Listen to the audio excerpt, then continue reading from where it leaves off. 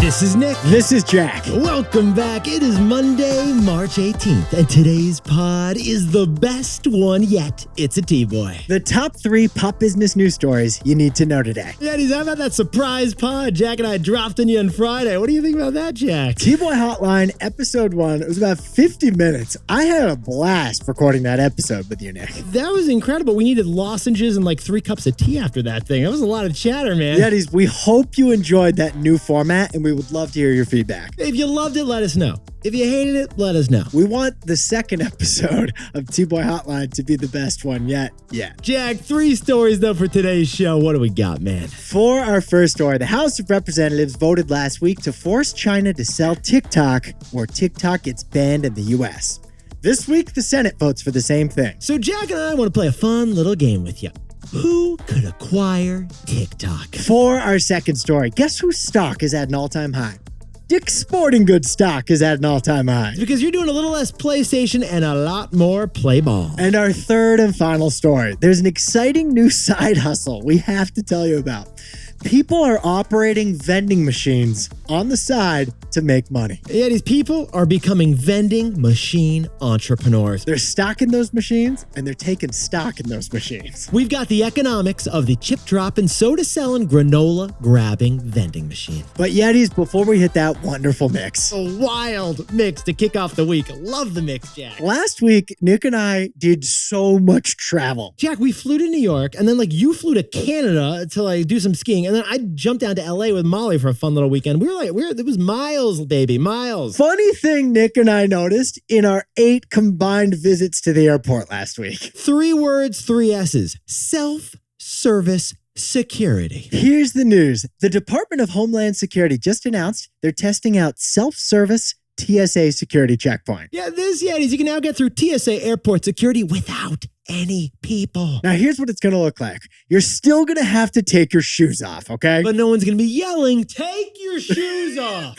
You're still going to have to remove your laptop and any other electronic devices from your bag. But no one's going to remind you about your 6 iPads and the confusing podcast equipment you're trying to get through. You still have to drink whatever's in your bottle or throw it away. It's a shampoo. I don't care. Consume it now. So this test kicks off this month at Harry Reid International Airport in Las Vegas. Fortunately for all the TSA agents we know and love, all 50,000 of them, none of them are apparently going to lose their job. Which is great news, because those federal agents are protecting us in the skies. But they are now going to use robots to do what humans do. They're going to use a futuristic MRI-like machine that scans everything and self-sanitizing bins using UV technology, apparently. It's kind of like a self-checkout at a grocery store. But instead of lettuce and beans, it's luggage and bags. Jack, this is the biggest innovation in air travel since Sky Mall magazine. Now, the obvious goal of this test is to see if we can shorten the TSA security lines. The secondary goal of this test is to reduce the amount of yelling going both ways. But we should warn you, only TSA pre-check is eligible, so get pre-checked. And we also should warn you, we still have no idea if peanut butter is considered a solid or a liquid. But Yetis, if you're in Las Vegas and you're going through this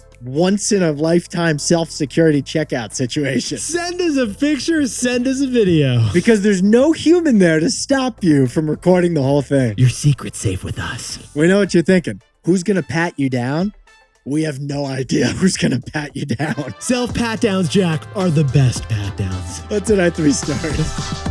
15 years before this song, 2 boys from the Northeast met in a dorm. They had an idea that caused a cultural storm. It's the best one yet, but the best is the norm. Jack, Nick, that's it. I don't even think they need to practice. 50%, that's a fat tip. TBOY City on your at-list. If you know, you know, cause we ready to go. We can't wait no more, so just start the show. Start the show.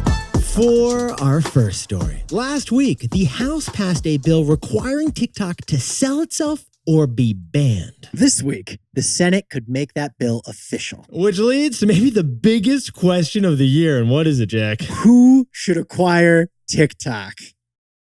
Jack, before we jump in T-Boy style to this story, can you take us back 4 years? I'm getting like deja vu vibes, man. 4 years ago, we were wondering the same exact thing. Who should acquire TikTok? Because 4 years ago, then President Trump attempted to force a sale of TikTok, but it never ended up happening. Now that Joe Biden is president, It may actually happen because he supports a bill that just passed the House. And it's all moving quickly from last week because the House voted overwhelmingly to force China's ByteDance to sell TikTok or be banned. Soon, the Senate will probably vote the same thing.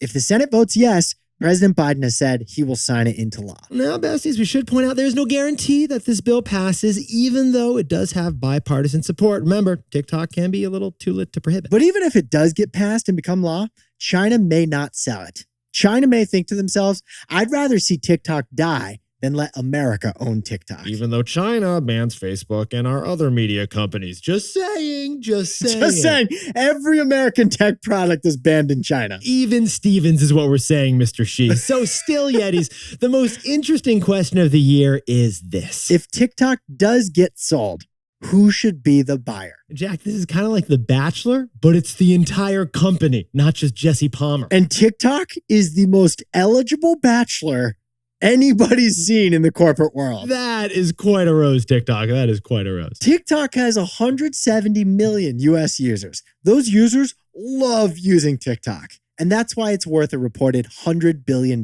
So, Jack, if we're going to play this little dating game of matching up TikTok, how about we start with a process of elimination? Who won't buy TikTok? Yeah, Jack and I were thinking, and the one group we know will not buy TikTok is big tech. Microsoft, Meta, Amazon, they've already been attacked by the government as being too big. There's no way the government lets them acquire TikTok. Oh, the lawyers over at Amazon, they are laughing right now, Jack. How about billionaires? Will some famous, extravagant billionaire acquire TikTok? I like that you exhausted all the adjectives there, Jack. Well, a billionaire like Jeff Bezos, he's just hanging out in Miami right now. He could buy TikTok and turn it like into Jeff Talk. But Bezos is probably looking at what Elon's doing with Twitter and thinking to himself, no, thank you. Not interested in that headache. I'd rather buy an amusement park and a couple newspapers. How about a random odd couple that could acquire TikTok? Two firms teaming up could share the challenge of acquiring a company like TikTok. And that's what almost happened 4 years ago. 4 years ago, Oracle and Walmart made a joint bid to acquire TikTok. It was a software company and a commerce company taking over a social media company. But yet, after Jack and I built out our entire whiteboard on this, we think the most likely outcome is the most boring outcome. We think private equity is going to acquire TikTok. Basically, like a bunch of MBA grads are going to turn TikTok into their profit puppy and have it hang around in Midtown Manhattan. Here's why we think so. Last week, former Treasury Secretary Steven Mnuchin, who worked under the Trump administration, he said he's putting together an investor group of billionaires to acquire TikTok. Oh, and the founder of Activision Blizzard also put together a bunch of investors who also got together on a golf course and also decided they want to buy TikTok. You and your buddies have a dream of like putting money together to buy a beach house. These billionaires have a dream of putting their money together to buy TikTok. So, Jack, what's the takeaway for all our buddies who are wondering who could acquire TikTok? We think it's the dark horse candidate. We think JP Morgan Chase should acquire TikTok. All right, Jamie, we know you're listening. And here's what we think you should do. Financially, JP Morgan is a $550 billion company that could afford TikTok, and they're better than anyone else at getting loans. If they need to mortgage this, they can mortgage it. They're a bank. Yeah, JP Morgan Chase, they're America's biggest bank. Their deposits are at an all-time high, and their stock is at an all-time high. Strategically, this also lines up because JP Morgan has acquired media companies before. JP Morgan acquired the restaurant review website, The Infatuation, so JP Morgan can handle a media company. How about politics? Well, CEO Jamie Dimon has actually defended America's relations with China many times and has defended TikTok many times. Oh, in fact, we discovered that TikTok is already a JP Morgan client. Jamie personally approved them being a client. And there's a whole bunch of benefits to JP Morgan Chase if they own TikTok. JP could win the hearts of Gen Z and build a peer-to-peer payments platform into TikTok. This bank has 5,000 brick and mortar branches already. If they own TikTok, they have 170 million digital branches on people's phones. Jack, what better way for a consumer bank to connect with an actual consumer? JP Morgan Chase. It would be elegantly uncontroversial as a buyer of TikTok, and there'd be no antitrust issues like with big tech. Yeah, it is still early stage. It is fun to brainstorm the possibilities, and we take them seriously. So if you've got some surprising ones, hit us up at TBOY Pod. And let us know if you think we'll be debating the same thing in 4 years, because it doesn't end up getting banned at all, which is perfectly possible. For our second story, Dick's Sporting Goods is living its best life right now. The stock's at an all-time high. It jumped 15% last Thursday. Dick's is defying e-commerce, but there's one thing missing from their team. Jack, strap on the shin guards. Can we talk about our go-to childhood sports stores? Who you got? Where were you getting those Rawling baseball mitts, man? My brothers and me, when we got to go to the Sports Authority at the Holyoke Mall, which we had to drive an hour to get to, it was like heaven. I would go to Modell's because you got to go to Moe's or Crosstown Sports. That's where I got my first Mark Messier hockey helmet on the Upper East Side. Unfortunately, all of those big box sporting goods stores Nick and I just mentioned, they all went bankrupt. Except for Dick's. And Dick's is like the opposite of bankrupt right now. Dick's Sporting Goods revenue is now 50% higher than it was before the pandemic. During the pandemic, you went outside and so you buy yourself a sixth pickleball paddle. So Dick's 855 locations are now cranking out 50% more business than they did 5 years ago. On their earnings calls, Dick's calls their customers athletes, and they've got 160 million of them on the roster, and now they got locations in like 47 states. And Dick's stock today is nearly 5 times higher than the day before the pandemic. But Yetis, Jack and I grabbed the mouth guards, jumped in TBOY style, and we noticed in Dick's earnings, the crown jewel of their stores isn't really their stores. It's their megastores, specifically their store concept called House of Sport. Yeah, the House of Sport. This is Dick's multi-sport experiential store. It's like a castle of athletics. In 2022, Dick's made their regular stores look JV by launching Dick's House of Sports. Okay, this is a 50,000 square foot store that's part retail, part athletic Disney World. Each one of these stores has all the stuff you can buy in a regular Dick's store.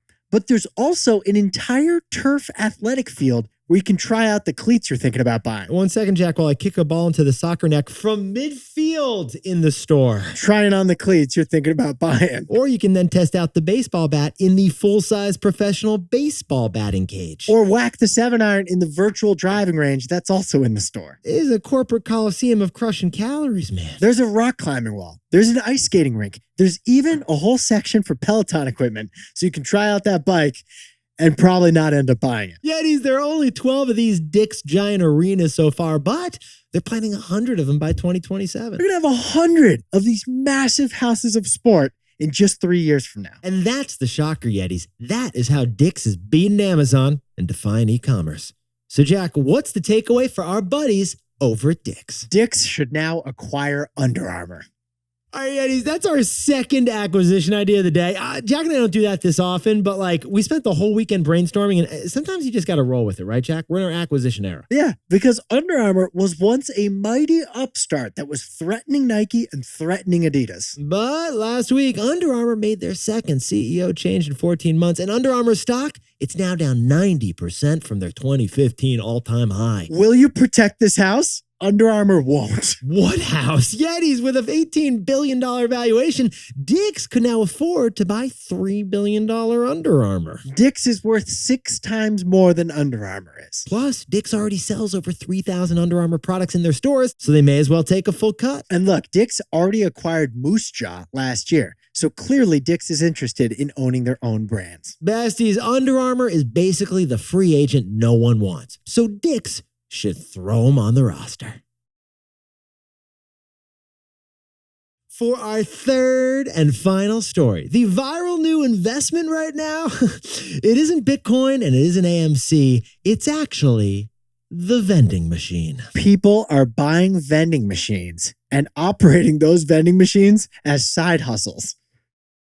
Jack, before we tell this story, we got to whip up like the best fact we discovered about vending machines. What country has the most vending machines per capita? Japan, by far. They have one vending machine for every 25 Japanese people. Jack, when we were in Tokyo last year, I saw a vending machine for burgers, a vending machine for beer, and a vending machine for, get this, canned bread. How do they check IDs for the beer vending machine? I think it's honor system. Really? Wow. Don't quote me on that. But Yetis, according to the Wall Street Journal, America has the most vending machines overall. 3 million vending machines are operating in America right now. First one invented back in the 1880s, and frankly, the vending machine technology hasn't changed that much since then. Just like 140 years ago, you still press G7 to get that Chex Mix. Just like 100 years ago, your Funyuns are stuck on a coil. And Jack, there is a vending machine at Chelsea Piers that has like a Twix bar that I lost in there in 1996. 6. I got to get that back.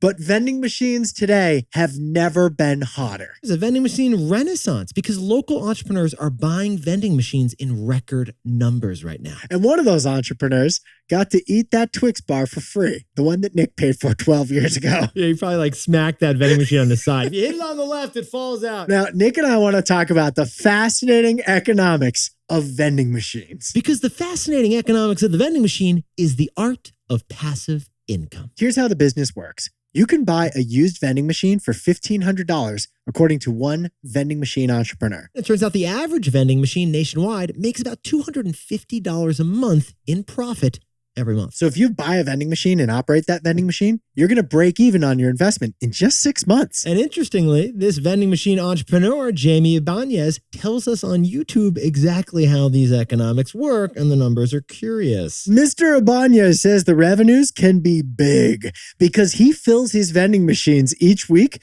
with bulk snacks that he bought himself at Costco. That's right. Your vending machine may be filled with Costco products. And apparently, like the typical vending machine over marks them up by 100%. So Jamie Ibanez buys $1 Costco Snickers, but then sells them in his vending machine for $2 each. And these customers, us, we are willing to pay a markup. That is the premium we pay for the convenience of the vending machine. And the costs of operating a vending machine are shockingly small. Because a vending machine eliminates like 2 of the biggest costs associated with most businesses. There's no labor required, and there's no rent associated with running a vending machine. Basically, you have to walk into a store and convince like the librarian if you can put a vending machine in there. And typically, they don't charge you to leave a vending machine there. They let you put a vending machine on the premises because it's good for customers. And then all you got to do is keep that thing stocked with Dr. Pepper. And frankly, it's a pretty high margin, 100% margin business, Jack. Not the sexiest industry, but vending machine management offers pretty decent passive income. Vending machines, they're a shocking profit puppy. $1,500 upfront investment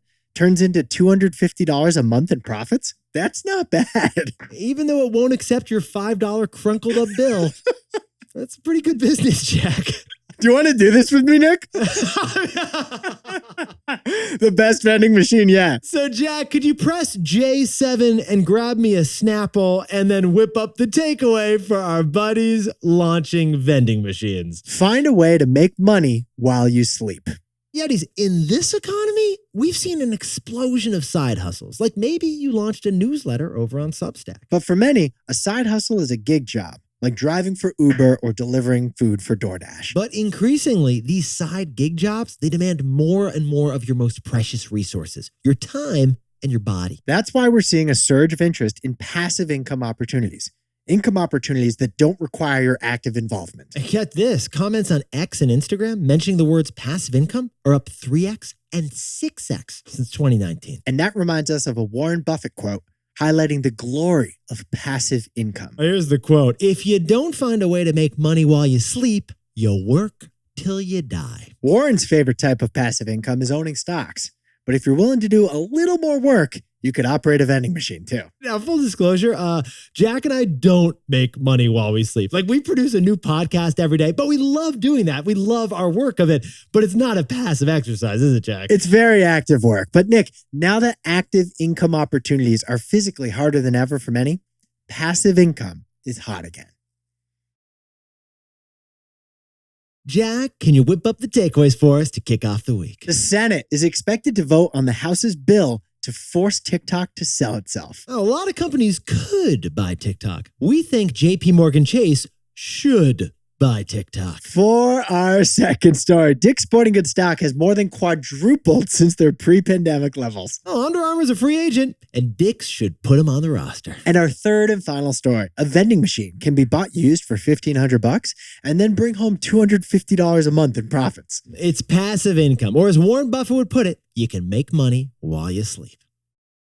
But Yetis, this pod's not over yet. Here's what else you need to know today. First, Morgan Stanley just created a new head of artificial intelligence. They have an entire AI division now. Because there's nothing banks like doing more than pretending they're tech companies. And second, Yetis, remember when Jack and I did a full podcast episode in a San Francisco robotaxi like a week ago? Well, that fleet of robotaxis is expanding. Waymo, the robo-taxi company owned by Google, just launched in its third city Los Angeles. and is now testing in its fourth city. And finally, Senator Bernie Sanders introduced a new bill to enact a 4-day work week. Or as Senator Sanders says, moving to a 32-hour work week with no loss of pay is not a radical idea. That was amazing. Or as Jack and I like to rebrand it, the 3-day weekend. Now, time for the best fact yet. This one sent in by Dylan Steinfeld from lovely Atlanta, Georgia. We have just experienced the greatest comeback in airport history. Yetis, we are talking about LaGuardia Airport in New York City, which Jack actually flew out of just a couple days ago. It was once ranked dead last worst airport in America. When Joe Biden was the vice president, he famously called LaGuardia like a third world country. After an $8 billion transformation and a reopening last year, that same airport poll now ranks LaGuardia the #1 airport in America. That's right. LGA has gone from the worst airport in America to the best airport in America. And how was your experience at LGA the other day, Jack? Honestly, gorgeous. I had a suitcase with 4 wheels and I rolled it like pretty far. It was the smoothest roll you can imagine. No bumps, a lot of nice fountains. I think I passed a yoga room and a maternity lounge. It feels very Cinderella-y. Last time I was at LaGuardia, I saw someone scrubbing the turnstiles with a toothbrush. No, you didn't. You did not see that. It was Crest. Yetis, you look fantastic right now. And if you want to get in on Jack's and my vending machine operation, just hit us up at TBOY Pod. We actually need some, we need to fill this thing with inventory, right, Jack? Actually, no. Go to GoFundMe.com/the best vending machine yet. And if you found that Twix bar at Chelsea Piers, send it our way. Actually, you know what? Enjoy it. Enjoy it. We need to learn to let go, Jack. Yetis, HYHTBOY. That's how we grow the show. Have you had the best one yet? Ask your buddies so we can grow the show. If you know, you know.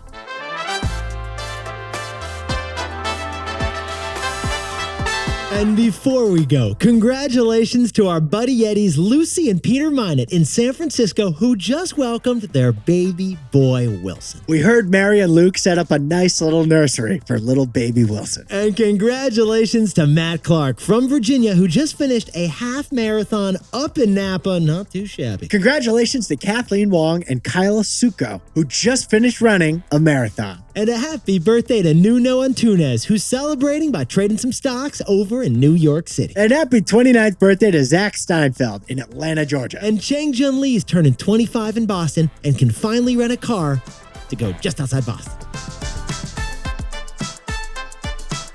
This is Jack. I own stock of Amazon, and Nick and I both own stock of Airbnb, Apple, and Peloton. And we both own 1 Bitcoin.